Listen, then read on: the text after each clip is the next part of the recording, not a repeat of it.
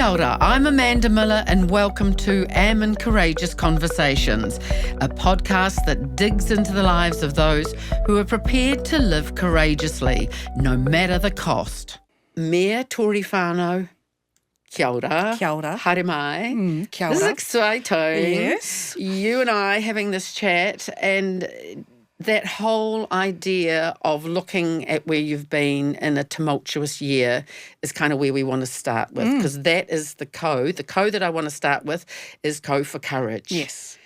You have had to encounter a lot of stuff that I'm sure you never in a million years contemplated when you stepped into that role last October.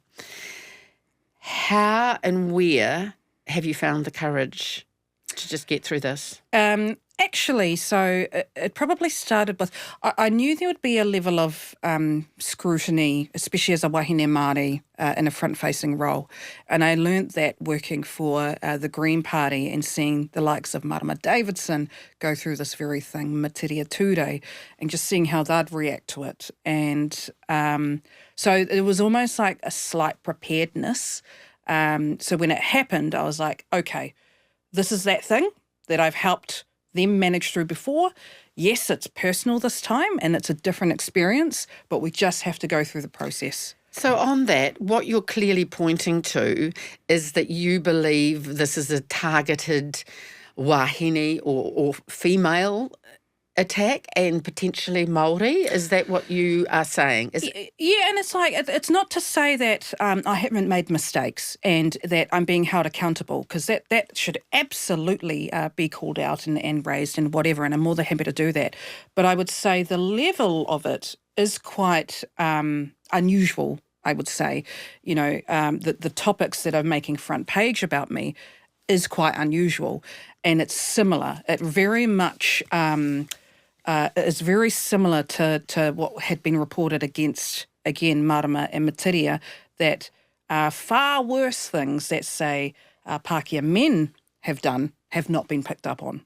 I get that.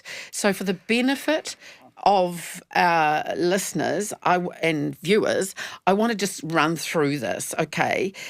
First of all, let's talk about the fact, and we're not going to revisit these, but this is the list of only some of them that have surfaced. Okay, it's criticism for you not turning up to meetings or vital civic events. We cannot ignore the old quarter fiasco. It's about you not paying the bill at a local restaurant and allegedly being so intoxicated that the staff were going to stop you from drinking alcohol. It's about, you've also had to witness the grim outcome of Loafers Lodge, the tragedy there. You've not had much joy in terms of people knowing what your achievements are, and you've been talked down by a group of white, wealthy men at a residents' meeting in Oriental Bay. And let's not forget, taking the dog to work. Scandalous. So these are all things that have, and there's more, but these are the things that have earned you prominence. Yeah. Front page prominence. Yes. So tell me about what you have to bring when you see that stuff come up in front of you. Where's the courage to tackle that stuff? Where's the courage to walk down the street and go, holy shit, everyone's looking at me, I'm Tory Whanau, and they think that I'm not doing my job? So there are two things here. And the first thing is what gives me strength to even be here. I'm not a religious person or anything like that, but I am spiritual. I look to my iwi, I look to my tupuna for inspiration, and they guide me to where I'm going. So each day, if something negative happens, I'll go, it's all good, this is a distraction. My tupuna have, a goal for me, and I just need to stay the course. And I have to make them proud. I have to make my iwi proud. So my Māori heritage is what gives me strength. The other is the level of support that I get. So one of those stories made like the entire front page with my face right there. But before I even... And not a flattering photo, quite selective photography about what that publication was using. That's right. But before I even saw that, I'd probably received about maybe 30 text messages all going, I hope you're doing okay, what a hack job, terrible. So I already had a number of people, primarily women, lift me up before I even was able to be hurt by that thing. So those two things, my Māori heritage and those who want to help me, is what gives me strength, because it makes me, I won't lie, every now and then I'll feel a bit down about it and go, oh, this is so sick, this is so embarrassing. But then almost a second later, I'll get a text message and go, we got you, we got your back. Every day on the street, I will have, because sometimes I think, I know I've got youth vote and support and Māori and so forth, but I always think, the older generation don't like me. That's not true. Every day I'll have maybe a 60-year-old woman come up to me, touch my arm and go, kia kaha, or we got you, girl, lots of love, daily. And these are women I don't know. So it kind of makes me go, right, I'm doing the right thing. It's just really hard. But it's about the courage to stand up to a part or sector of the population which was evidenced by that meeting at Oriental Bay, where you were shouted down by a group of what you and I might describe as pale, stale, male, white guys who did not want to listen to you and wanted to personally attack you. Yeah. So how do you have the courage to stand up or make an impact with them? Where does that come from? It's not easy, but I stand there and as they're shouting, I'll go, I'm here representing people. I need to stand up here for them. This isn't actually even about me. But it is about you. Let's be honest. Yeah. It becomes really personal. It becomes really personal and it hurts my feelings. I won't lie. But I know that if they're yelling at me and they see me cry or they see me run away or whatever, they've won, and then I've lost for the people that I'm representing. So, and then the other emotion that I feel, and I'll be really honest about this, is anger. I get angry, and sometimes that's really difficult to manage, and sometimes I'll snap. So, and that's not ideal. But it's also, so what I'm trying to teach myself at the moment is sort of repurpose that anger and just turn it into calm confidence, and mana. What I want to portray as mana, I haven't always done that in the last year. And that Oriental Bay experience was evidence of that. Exactly. You did not, to be blunt, I lost my rag. Yeah, you did. I lost my rag. So the mayors can't do that. The mayors can't do that. And it's like in that moment, because it was the first yelly thing that I had experienced, I went back to my activist self. I'm the mayor. I need to just listen and be like, I hear what you're saying. I hear you. And just kind of, they're really frustrated, and half of it's personal, half of it's anger against what's happening with the city. It's my role to just to take on that feedback and help calm them and go, look, I hear what you're saying. We will look at other ways to blah, blah, blah. So that's something that I'm working on now, or have been working on for the last couple of months. It's been a learning experience. Yeah. But, So that is the thing. There is no apprenticeship for running a mayor. Unless, of course, you actually have been in council before you run. Yes. And that's been part of the criticism as well. Yes. Like, what's she doing there? She's never been in a council. What would she know about local body politics? Exactly. And I was probably a touch naive to think that I'd been around MPs for so long that, I've got this. But actually being the leader of a city is quite different to being a backbencher MP. And so that was probably the initial mistake. I was behaving like a backbench MP. I'm not that. I'm the leader of a city. The bar is higher. And look, I've learnt my lesson. And what's important now is just how I act moving forward. And I don't want to say act. That's not the right word. It's kind of like engage with my constituents next. And so I met with the organisers of the Oriental Bay and said, look, that wasn't ideal. Let's reset. I would love another meeting in a few months' time. Perhaps we change the format so it's more useful for the both of us. Do we need to do a workshop instead? And that's been the takeaway from it. Good work. So let's talk about another favourite co-word of mine, which is commitment. You don't set off on a path, I don't know, maybe you did when you were a young child growing up in Porirua to be Mayor of Wellington. Where's your commitment come from? Again, I have to put it to my iwi and my family. So, and as I've become mayor, I'm getting memory flashes, of the past. Because sometimes the more people ask me this, I'll go, where's it come from? I'll go, I don't actually know. But actually, I kind of remembered this week because I was asked this question yesterday. My whole childhood, my especially my koro and my parents had been preparing me for leadership. And I didn't really realise that at the time. Sent me to boarding school. I remember my uncle giving me a book titled Mana Wahine, and planting things. I don't know why, and they probably don't know why. But at the time, it was like they were kind of setting up the foundation for me to be prepared for that. I wasn't interested at the time. I just wanted to kind of get through school, get into film, be a film producer, and I was interested in politics, but I failed politics. So I just kind of didn't really think about it until I got to my mid-20s and felt that dissatisfaction with what I was doing. I was like, I'm working in marketing. It's not what I want to be doing. I want to work for my community. And that's when I got into politics.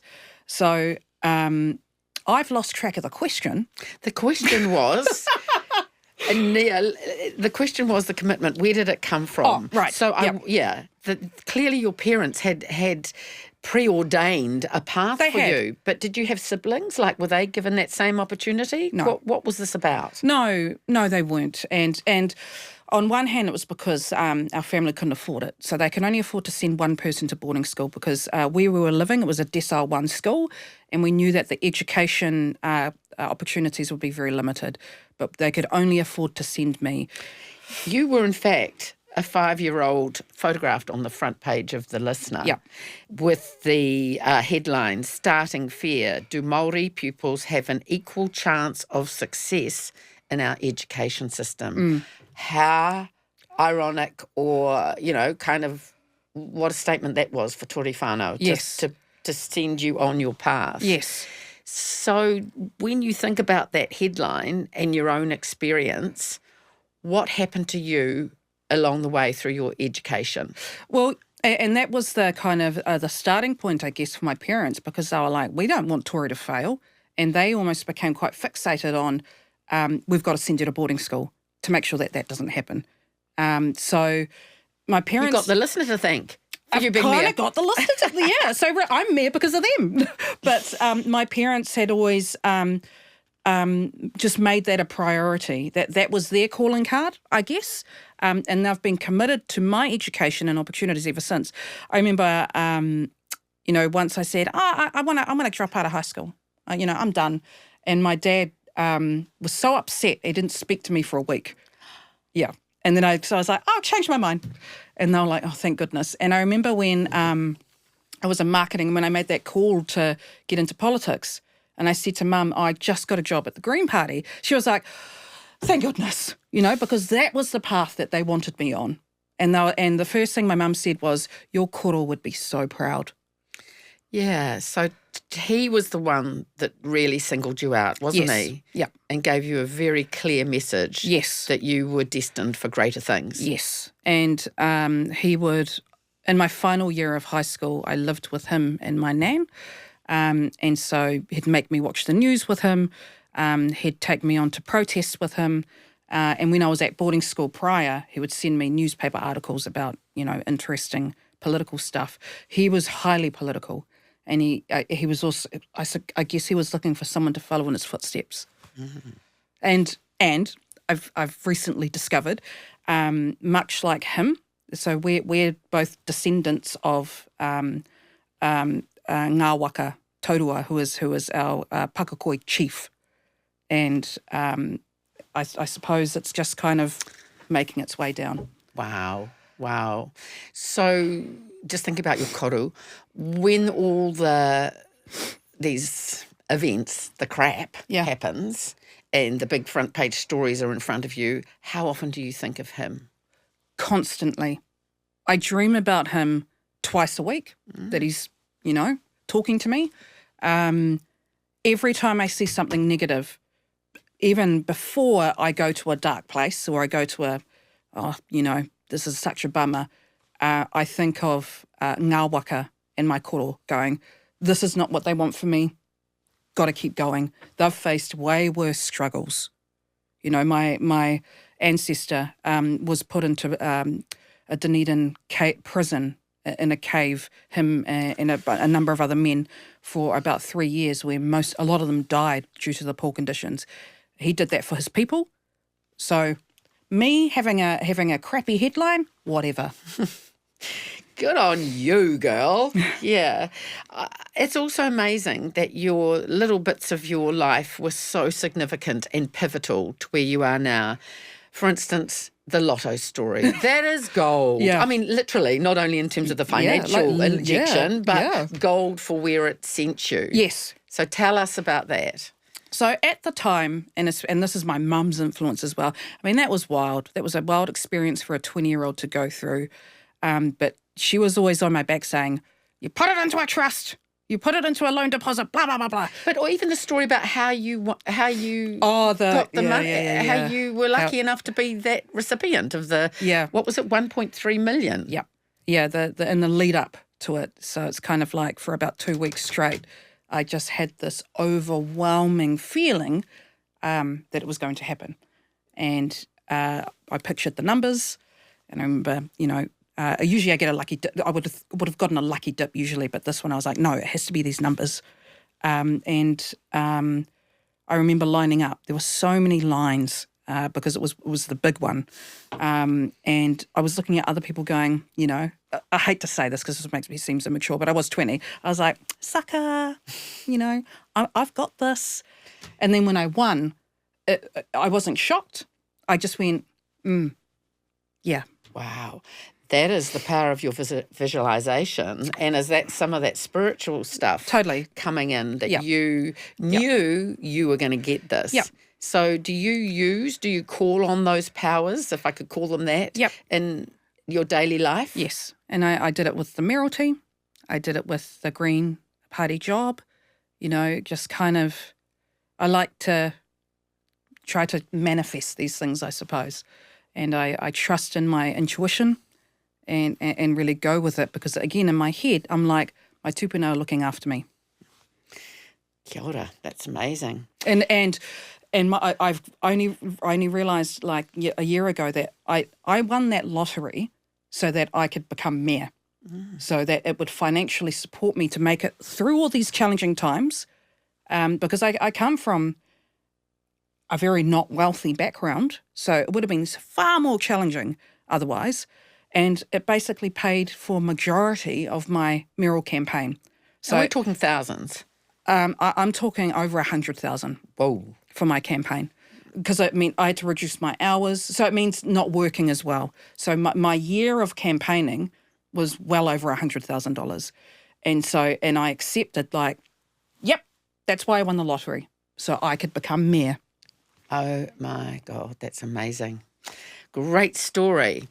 When all of this is going on, Tory Whanau, you are it basically. When you're mayor, the buck stops with you, the crap comes to you, the praise comes to you, but you are the sole recipient. Fundamentally, it's a pretty lonely job, huh? Heavily. So how do you? And we're moving into another set of co-words. We're talking about companionship and comfort. Yes. Where do you get your companionship or support from? So this is something I've been working on and trying to learn. So I think I spent the first few months of the mayoralty just trying to do it on my own. Like, I've got this. I'm so strong. But then I noticed that, then the headlines would happen. I'd get really sick. I'd get very bad anxiety. then depression, and then I'd hide away in my house. There was a series of weekends where I didn't leave the house because I was too scared to, and I was just in bed and depressed, and that's just no way to live. I remember texting you one day and you saying, I'm under the duvet, and I felt sick. I thought, how do you deal with that, especially when there isn't necessarily somebody standing alongside you in your life going, come on, we can do this. I can help you. We can get this sorted. So at the time I wasn't coping, and I remember that text, and I almost didn't answer because I was like, I just didn't want to tell anyone how I was feeling, and I didn't want to accept help. And I was just hiding away. Is that part of the issue with you, yes, Tory Whanau, that you think the power or the control or the acceptance that you're not coping is seen as a weakness? Yes, absolutely. Absolutely. And then I would get sick again. So it's only been in the last maybe 2 to 3 months that I've, and thanks to the badgering of some aunties, I wonder who they are. Is that it's just kind of like I'm actually, at the time, I'm miserable being here in my bed. This is not a way to live. And so slowly I started meeting with my aunties and accepting help, going to Taranaki by my family for a little bit. And actually, bit by bit, I could feel the sunshine coming back again because, and I've now realised only in the last couple of weeks, being alone or being under my duvet is not helpful. That's not where I need to be. And so what I'm working on at the moment, like someone even texts me for lunch tomorrow, my natural instinct would be like, no, because I'm going to be at home.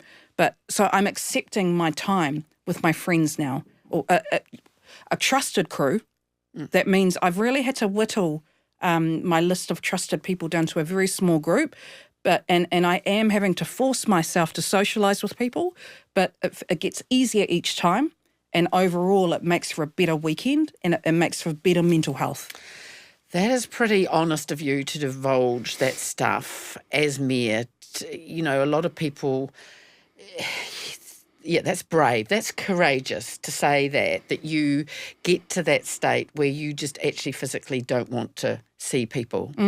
And that is the job of the mayor. It is endless small talk. It is endless fronting up to events. It is endless, opportunities, if you call them that, to deal with constituents, deal with people who don't necessarily want to know the real Tory, but they want something from their mayor. Yes, yeah. So what's at stake for you in putting it out there that you are so vulnerable? Half the reason I got into a public-facing role is that, when I was at Parliament, I was seeing politicians kind of like put up this front, and I didn't like it because what I want to see, our politicians, our community leaders just being themselves, being real. So I've wanted to see more people being very honest about what it's like being in these jobs, because that in turn will hopefully kind of like change from this elitism that has occurred in the past to attracting more real leaders with real world problems leading our communities. I don't want a privileged person who's never had mental health issues, leading our country, because I don't think they're in touch with the real world. And if I can be honest about myself, then others can too. I know that comes with risk. Yes. With a lot of risk, and people are going to use it to bring me down. But to me, that's what gives me my mana, is being honest. And if for some reason, I'm voted out of this job because of the changes that I've put through and that people think that I'm not up for the job, yes, that would be a bummer. It'd be devastating because I want to be mayor for 9 years. But at least I stayed true to myself. Wow, that's powerful, because I guess we've also seen the experience of Kiritapu Allen and that perception from the public that if you're dealing with a mental health issue, you're not necessarily the right person to do the job. So it's really interesting for you to say it's almost a prerequisite for somebody being in a role where you're leading people? Yeah, well, it's kind of, and there are two things there. I would say a large number of people, including probably quite a few of our politicians, have experienced issues with mental health.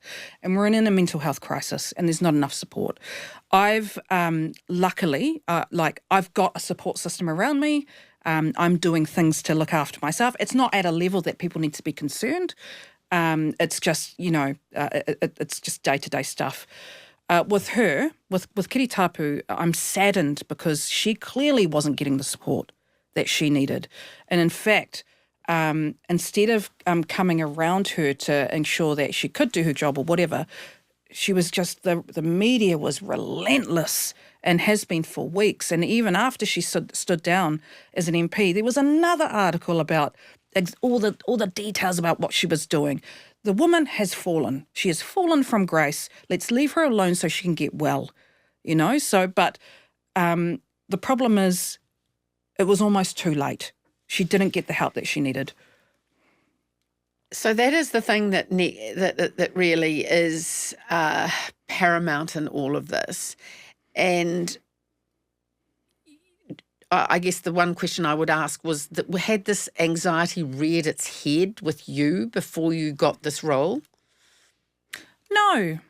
It just kind of went in full blast once I became a public figure. So do you think that mental health issue is often the cost of being in leadership, the cost of putting your voice out there, the cost of being courageous enough to speak up on behalf of others? Yeah, it was unexpected, to be honest. And I think, going from being a backroom staffer, very private, always sitting at my desk, to then becoming a very public figure and dealing with some of these headlines, it caused some anxiety. So let's look at those headlines.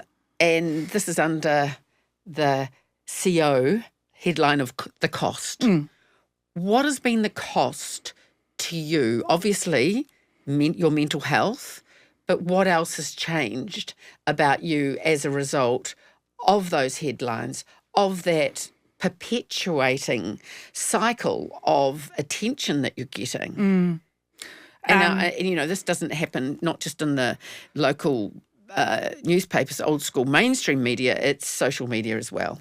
Yeah, it's, again, they just don't, even though you sort of know what's going to happen, nothing truly prepares you for it. So I no longer have a private life. That the second I leave my door, I'm on display. And now that from what we've seen from previous headlines, people record me.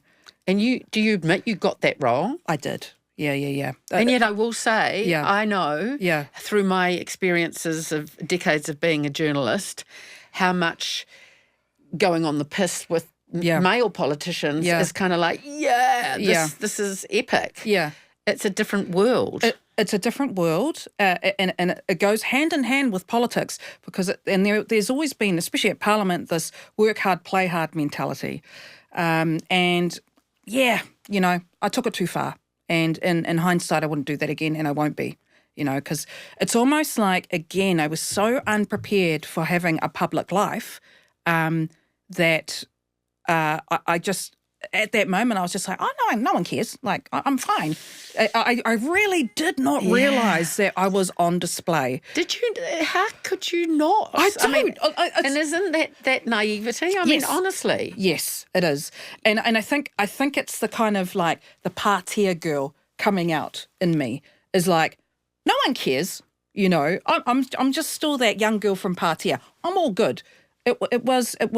And it took that headline to really slap me in the face and go, no, you're a public figure. And so, look, I've learnt my lesson. And I was like, right, yep, that wasn't the best thing to do. And I certainly won't be doing that from now on. I don't drink at work events anymore. And I'm just now hyper aware. I guess because alcohol is one of those places that we all go to when we want to seek an escape or refuge, sanctuary from the world. Is that something that has potentially been a part of your life? Yeah, well, yeah, because in the past, it's like I love having a few wines over dinner and conversations and stuff. So the cost now of being a public figure is having to find new comforts. And it's things like, I mean, it sounds lame, but going to the gym and walking Teddy. I'm with you on that. That's paramount. It's paramount, and I'm finding new pleasures. Cooking. Good. Yeah. Good. Things like that. So it's been, there's been kind of like a sense of, for me, mourning my previous life. And I think that's why it also got so rough and why I got so anxious, because I was like, I'm not ready to let go of this. But then it happened. You know, I had a cry, put my big girl pants on, and I'm like, okay, I chose this job, and actually it's a huge honour, and I do have mana. It's just time to lead and say goodbye to that. Good on you. So how's that going? Oh, great. Like now, like it was hard to make that call, because I was just like, I'm entitled to this. Actually, no, let it go. It's fine. That's last chapter. This is a new chapter. So the timing was actually quite funny, because I was also then accepted into the Bloomberg Harvard course in New York, which is all about leadership and how to be a great mayor. And now I have a coach from Harvard. Whoa. Yeah. It's stuff like that. So the timing could not have been more perfect. So, going to New York, attending that course, talking to 39 other mayors, from around the world. Engaging with my network of aunties, engaging with youth leaders, all of it has put everything into perspective. And it's made me go, really? I'm bummed out that I can't go clubbing anymore? It's just so unimportant. And I've realised it's almost like a bit of a reset of the honour that I hold. And actually, I'm here for the city, and this is wonderful. And when these supportive groups show their love and support for me, that's what makes me happy. So I'm in a really great space at the moment. What happens if there's a succession of more of these articles, of that level of attention? How much physically and mentally can you cope with that level of attention? Because you're not being treated. I know this as my media experience tells me. You're not getting the same treatment that a male mayor would get. Yeah, there is a difference of focus. Even if Paula Bennett says, "Nah," the criticism is all about you. It's not about you being a woman, but it's because you're a publicly elected politician, accountable to those who elected you. So there's been an acceptance that of unfairness. This is going to happen, and I've prepared myself to happen for the remainder of being in public office. I want to be able to help. I don't want to fight against it, but I do want to help. Try fix the problem so that those behind me can come into a safer environment. So I have to stay strong, courage, all of that good stuff, to just put up with it and make it easier for those behind me, much like the women ahead of me have made it for me. People like Fran Wild. She's a wonderful what's the word? Mentor, a woman that I look up to in this position. And I have to do the same. I also, moving forward, as I've alluded to over the last couple of months, and after advice from several people, is having kind of like a plan in place to look after myself. So it is things like not drinking, exercising, asking for help, not staying in bed, engaging with those who love me, engaging with those supportive groups, and not listening to that real toxic, negative narrative. And I'm good. So on that, because you were very involved in social media, you're quick to text, you're quick to be on your phone. Yeah. Has that changed as a result of this? Yes, it has. I've had to hire someone to manage my social media, because actually, and he spends half the time blocking people, from my social media accounts, because they're so vile. And he's made me delete Twitter. He's made me delete all, he tries to keep me off because some of the stuff is so toxic. But then Yeah. So it has changed. That would be hard for you, Oh, my Tory. God, I know, because I'm a digital native and I want to be all over it. And you started with the Greens I know. as their digital officer, as their editor. Yep. So to pull out that needle out of your arm is a tough one. It was an adjustment. Whoa, It really was. A big one. A big one. So one of my chapters was about coping, but you have talked about that. You've just laid out your plan as to how you keep yourself strong, which is really, really important. And I admire that, and I wish you well with that. It's really important. We have talked about loneliness, and I also just want to address the fact that most mayors have, for want of a better word, a handbag. A husband or a partner or somebody that's there all the time. Yes. And I in terms of the research, I also see that you've how pivotal your ex-husband was for sending you on the path to power and to leadership. Yes. So I am a single mayor, you know, and it does get very lonely and like any others, I would love companionship and a supportive base.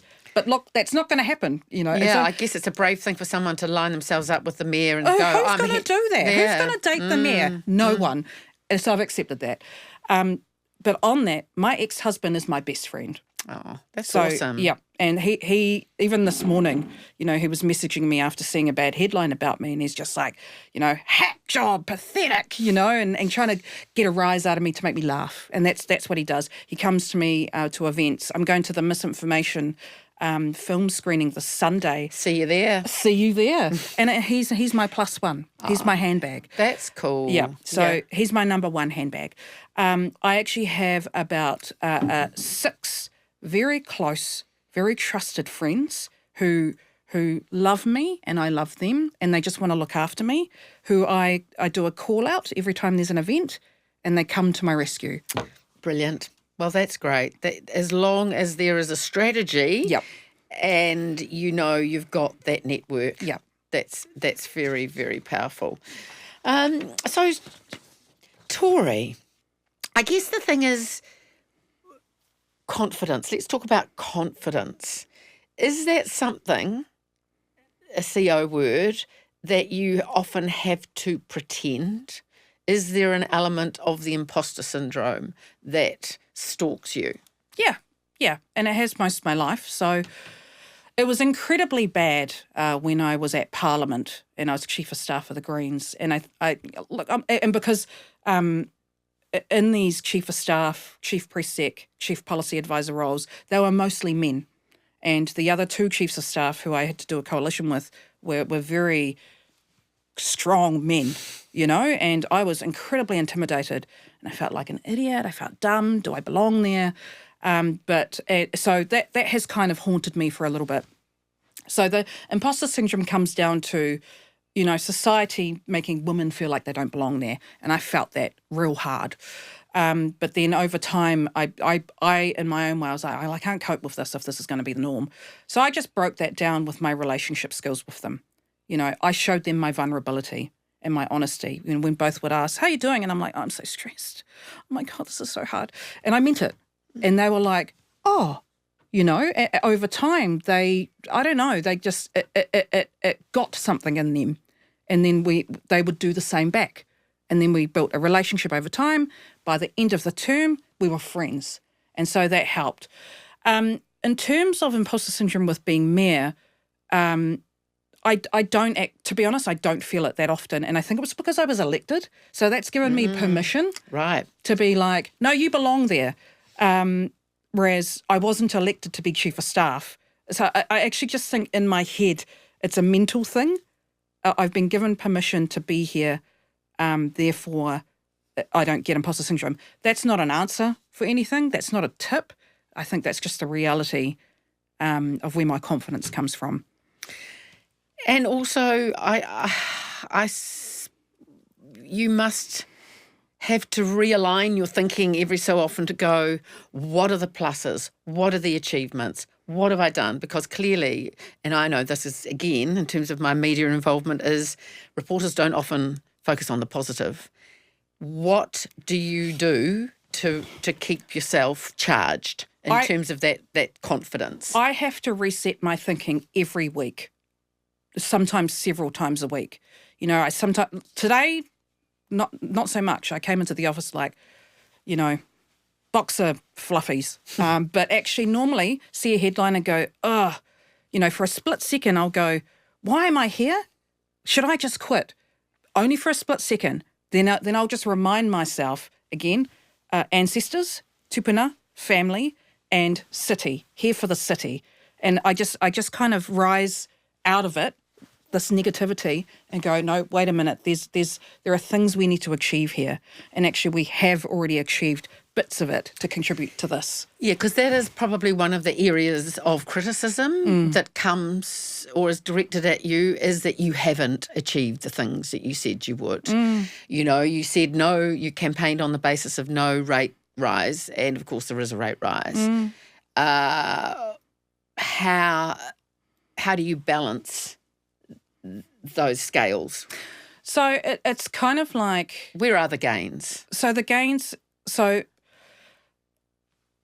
I'll kind of split this into two. So the gains have been like, I campaigned on Let's Get Willie Moving. We pushed through the Golden Mile and got millions and millions of funding from the government. So that was probably one of my biggest achievements. And yet that might be gone. And it might be gone, but I'm going to certainly work very hard for it not to be gone. In the housing space, we've increased the number of te kāinga housing. We've got working on a new homelessness strategy. We've given funding for an alcohol harm reduction facility on Taranaki Street and Adelaide Road. There've been all these little things, but I suppose, something that I'm going to be working with my team is, how do we tell that story better? How do we create the narrative, which has been challenging to work on with, while all this other personal stuff is going on, but this actually provides ample time for a reset. It's quite clear I need a bit of a narrative reset, and that's the priority. And so what we're going to be working on soon, especially with my Harvard coach, is resetting my story, because there's so much good stuff to tell, and I really want to talk about the impact that my iwi has on me, and how do we reset the narrative of these projects are all contributing to a climate resilient and affordable city. Lots of good stuff. We just haven't told it as well up until this point. You've had a lot to do. And the other thing you've had to do, which is a kind of another co-word, I'll just slice this one in under the doorway here, is collaboration. You are having to work with, it's an ongoing issue in Wellington and a lot of other councils, a lot of dissent within your own councillors. Yeah. So that's actually my biggest challenge now. And you sold it to Wellington that you were good at managing, at getting those heads together, banging heads and going, sort it. Yeah. How's that going? It ain't looking that great. No, there's it's really funny. It's kind of like the tactics that I would use in central government to bring people together is not quite working with local government.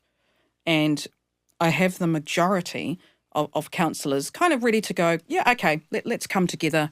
But for let's say two or three councillors in particular, it's just not working. And they're contributing to the negative headlines. And you are going to be powerless to stop that. They have been elected and they are there. Totally. And this is democracy. Right. And on one hand, I poor behaviour, there's such thing as poor behaviour, and I think that this is it. But look, it's going to keep happening. But one thing that I learned from the Harvard course was I have to, and I will be, kind of like, okay, we may be on the opposite ends of the political spectrum, but we have shared values somewhere. So I need to do the work to find out what that shared value is and create an outcome based on that. I also need to be very clear with them to say, I know you want to change Let's Get Willie Moving, this and that, but I was elected on a particular platform. That is off the table. Because more so, I've made promises to my constituents, and with my overwhelming vote, I need to stick to that. But there are other areas for collaboration. So coming into the next few months, I will be looking at a different way of doing that. Good luck with that. Yeah. Because in the end, what will happen is you will be judged, and you know that, and you say you want to be here for 9 years. But unless you've done the mahi, unless you've really got stuck in and done that hard work, you'll be gone. Yeah. And the public will judge you. Are you capable of delivering at that level? Absolutely. So we've already delivered a number of things, but of course we've not quite told the narrative of that. We've got some really big, meaty projects. Even if with a change of government, there are some things in the pipeline over the next year that will be significant to the city. I suppose that my message will be, as I was elected on, this city's going to go through a high level of transformation. It's going to be disruptive, and it's going to be very uncomfortable. And I want to be very clear with Wellington that it's not going to be pleasant, but we have to go through that discomfort to create a better city, because we've left it too long. So it's going to be more disruptive than it should have been. It could very well be so uncomfortable that, again, I get voted out. And I would be devastated. But as long as the most important thing for me is that I've started the seed of transformational change. Whew. There's a lot at stake here. Yeah. Finally, Tory, the chapter we want to cover here is about you being a coach. For the people that are listening who will take inspiration and leadership from what you say, what are your key tips to help people lead, and not just as in terms of people, but leading with your voice and your presence, how to lead with confidence, courage and conviction? So there's a couple of things here. One is accept the help on offer. I left it too long to do that, and it impacted my health mentally. Now that I'm accepting help, I'm like a different person. So if people are offering to help, it doesn't mean you're incompetent. It just means they want you to succeed. It means that you're human. It means that I'm human, and that people just want to support me to do a great job, don't be mistaken. It's a positive thing that people are offering help, because I can't do all this on my own. Two is having that plan in place to look after yourself, having your handbags, your supportive aunties, and get out of the house and don't isolate yourself. That is the worst thing to do. And look after your health, obviously. Look after your health physically and mentally. And there was another, just back yourself. Back, and I find it easy to back myself because, again, as I mentioned earlier, because of my iwi and my aunties and the handbags, if they're backing me, I'm doing something right. It's extraordinary, though, because we do a lot of work with women in leadership, and it's the number one thing we're saying to women all the time that we don't see the evidence of is of them backing themselves. Like, they're doing amazing things, and yet they sit back and they constantly tell themselves they're not good enough. Yep. It's just toxic. It is, and I think, it's like I'm one of the first people to go, don't listen to the trolls. Don't go on Twitter. Don't go online. But I still do it. I still, every now and then, because I like to talk to myself, I'll take a look. And the comments are ghastly. And then for a second, I'll go, I'm terrible. I'm bad at my job. So it's kind of like this minority negativity, those awful voices. These are just people who just want to destroy other people. And I think we're just bad at listening to it. When really, put it away, ignore it. Listen to these people. I'm human. I'm going to take a look every now and then and bum myself out. But again, it was only 10 minutes later that I reminded myself, these people are just, they want to dehumanize me, and what are they doing for society? Nothing. I'm good. Yeah, they don't have the courage. They don't have the courage. They're just throwing those rocks. Yes. Because they want some reaction. Yeah. Okay, is there a phrase or a mantra that you live by? You know, when you look at the mirror in the morning and you go, whoa, this is Friday, whatever day it is, I am going to be this today. Yep.